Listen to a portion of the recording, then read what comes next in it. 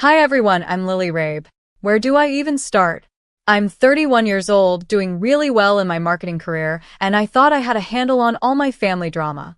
But everything changed when my little sister Maria started planning her wedding.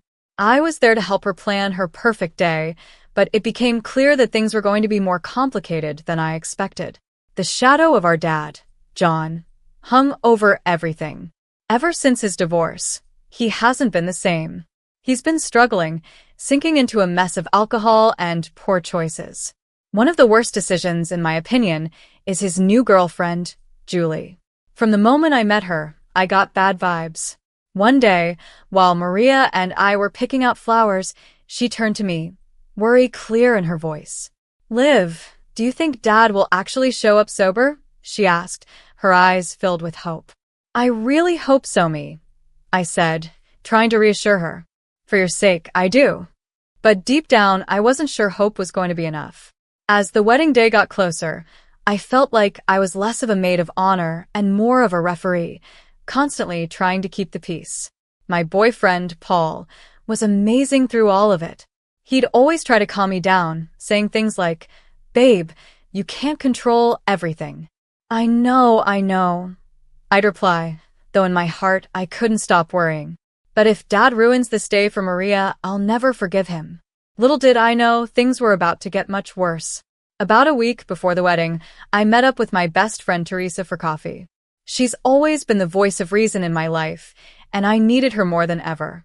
"What's really going on with you and Julie?" she asked, giving me a look that told me she already knew something was off.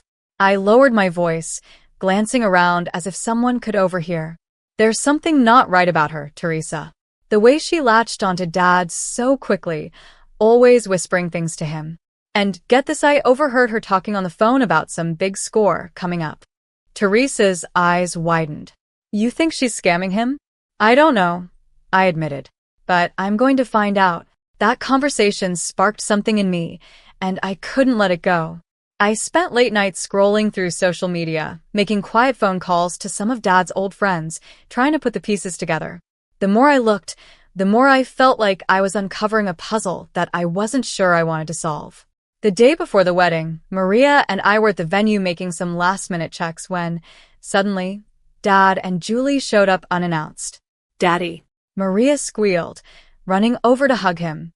I stayed back, watching closely. Julie's eyes were darting around the room, almost like she was checking everything out in a calculating way. Dad, on the other hand, slurred, "My little girl, all grown up," and my heart sank. He was already drunk. "John, darling, let's go check out the bar," Julie said smoothly, giving me a smug glance as they walked away together. I felt a surge of anger rise up in me, but I tried to keep it together for Maria's sake. Maria turned to me, her eyes shimmering with unshed tears. "Liv." I didn't let her finish. I pulled her into a hug, whispering, "Don't worry, sis. Tomorrow is about you and Brian. Nothing's going to ruin it."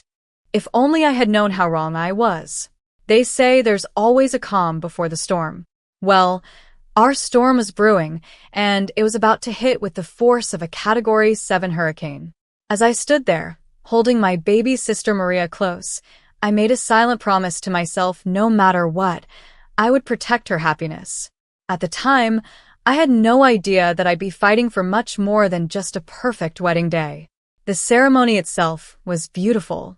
Maria looked absolutely radiant, and for a brief moment, all the family drama seemed to disappear. Standing beside her, watching her exchange vows with Brian, I felt a flicker of hope. Maybe, just maybe, we could get through this day without any problems. I wanted so badly for Maria to have one perfect day. But that fragile hope was shattered the moment we walked into the reception.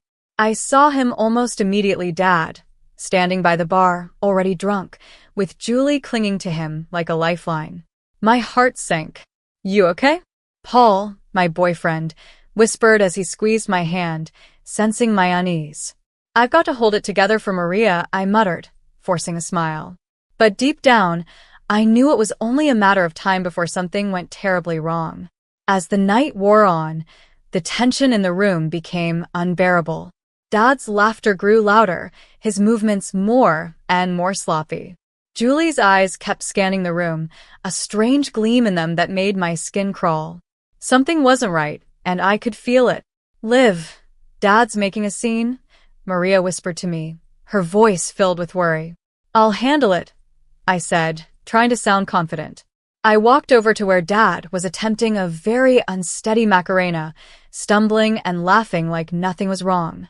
Dad, let's get some fresh air, I suggested, trying to stay calm. Nonsense, he slurred. I'm celebrating my baby girl's big day. He tried to twirl, but nearly fell over. Julie appeared at his side, tightening her grip on his arm.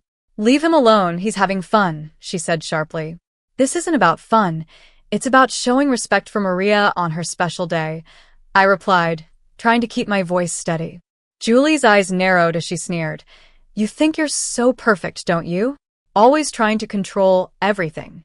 The argument escalated quickly. We moved to a quieter corner of the room, but our voices kept rising with each exchange. You don't know anything about our family. I spat at her, my patience gone. I know one thing, she hissed. Your daddy prefers my company over yours. Something inside me snapped. Is that before or after you drained him of his money, Julie? I shot back, my voice trembling with anger. Her face twisted with rage, and before I could react, she lunged at me, grabbing a knife from a nearby dessert table. For a moment, everything seemed to slow down. I saw the blade glint under the reception lights, heard people screaming, and felt my heart pounding in my chest. All I could think was, I've ruined Maria's wedding. But then, out of nowhere, Paul tackled Julie, sending the knife clattering to the floor. Chaos erupted around us. Guests screamed and scattered, chairs were overturned, and the whole scene became a blur of noise and movement. Through the mayhem, all I could focus on was Maria. How had it come to this? I had promised to protect her happiness, but now, her wedding day was turning into a nightmare. I saw Maria's horrified face as Brian held her back. Security rushed in, quickly restraining Julie as she screamed obscenities at anyone who came near. It was chaos. I stood there, frozen, as the police arrived and led Julie away in handcuffs. In that brief moment, I caught a glimpse of Dad. He looked completely lost and broken. That was when I realized things would never be the same again. The days following the wedding were a blur. Between police reports, interviews, and endless sleepless nights, I felt like I was living in a nightmare. Every little sound made me jump, and the image of Julie lunging at me with that knife replayed in my mind over and over. Paul, my rock through all of this, held me close whenever the nightmares hit. You're safe now, Liv, he whispered, trying to comfort me. But feeling safe seemed impossible. How could I feel safe when my own father's girlfriend had tried to stab me at my sister's wedding? How do you even begin to recover from something like that? Maria, understandably, was a wreck when I visited her about a week after everything had happened. She couldn't even look at me. All those months of planning, she said, her voice heavy with sorrow. And for what? My wedding will always be remembered as the day someone tried to kill my sister. I'm so sorry, I started, guilt weighing heavily on me. She cut me off, shaking her head. I know it's not your fault, Liv. But still, I can't help feeling like our family is cursed or something. While Maria was dealing with her pain, Dad was in complete denial. He called me constantly, leaving voicemails that made my blood boil. Lily, sweetie, let's not blow this out of proportion, he'd say. Julie was just upset. She didn't mean any harm. Hearing him defend her like that, after everything she had done, was infuriating. The final straw came when he showed up at my apartment, reeking of alcohol. I opened the door to find him swaying slightly, his eyes glassy. Dad, you need to leave, I said, trying to keep my voice steady. But Pumpkin, we're family. We need to stick together, he slurred, sounding pitiful.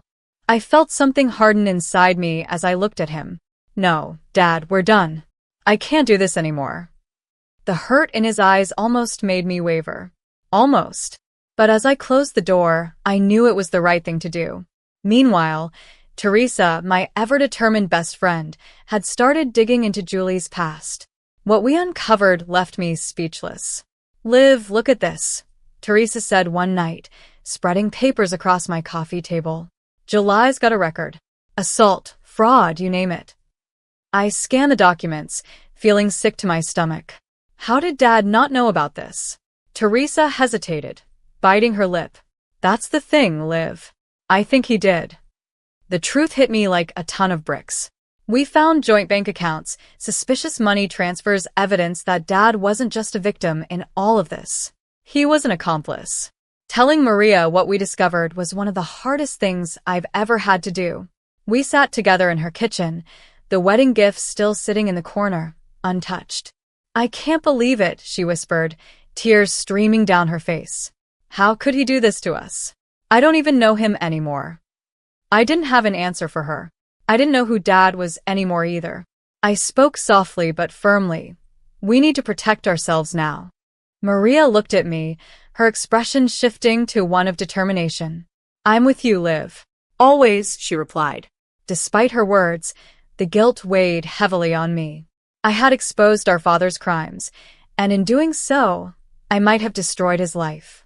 But then again, hadn't he already done that to himself? The mix of anger, confusion, and guilt was too much for me to handle alone, so I decided to seek help.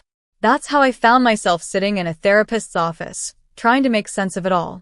Lily, it's normal to feel conflicted. My therapist, Dr. Jacob, reassured me during one of our sessions. You've been through something traumatic.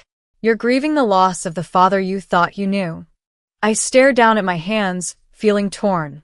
But shouldn't I hate him after everything he's done? There's no should when it comes to emotions, she explained kindly. What's important is that you acknowledge how you feel and work through it. Working through it sounded easy, but it wasn't. Still, as I left Dr. Jacob's office that day, I felt a small glimmer of hope. It wasn't much, but it was a start. Maybe, just maybe, I could rebuild something positive from the ruins of my family's past. For months after the wedding disaster, I found myself in a place I never thought I'd be happy.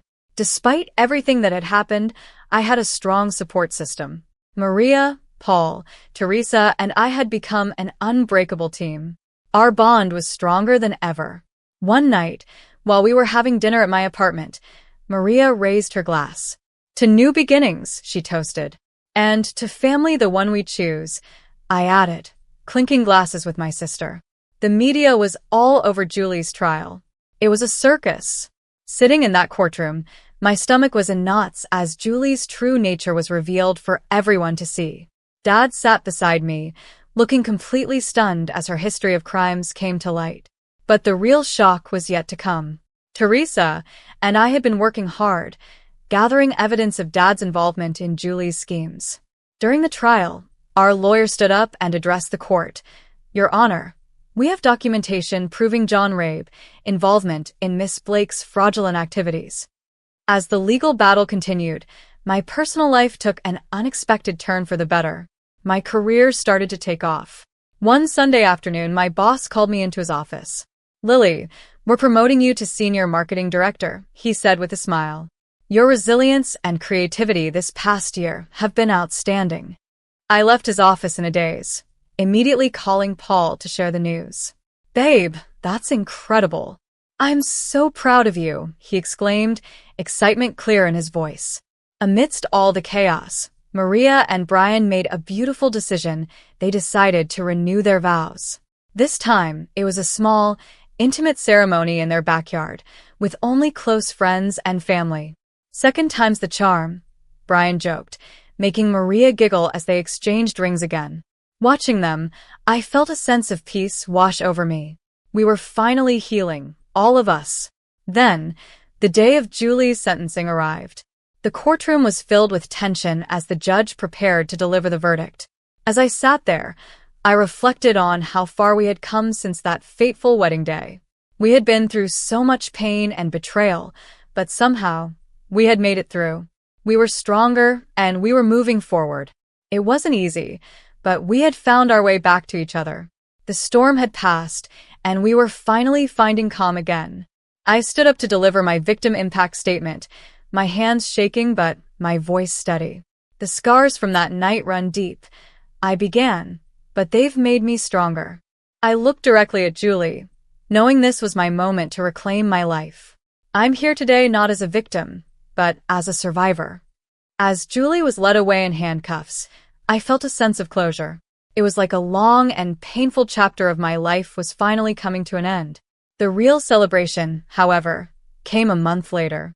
Maria, Brian, Paul, Teresa, and I were at my favorite restaurant, gathering to celebrate my promotion and everything we had overcome together. To Lily, Teresa raised her glass, her smile wide. The strongest person I know. I couldn't let her finish without adding, to all of us.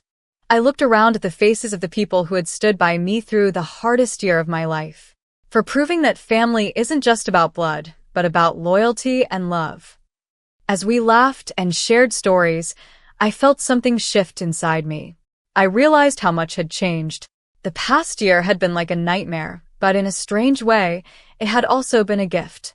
It showed me who really mattered. It taught me how strong I could be.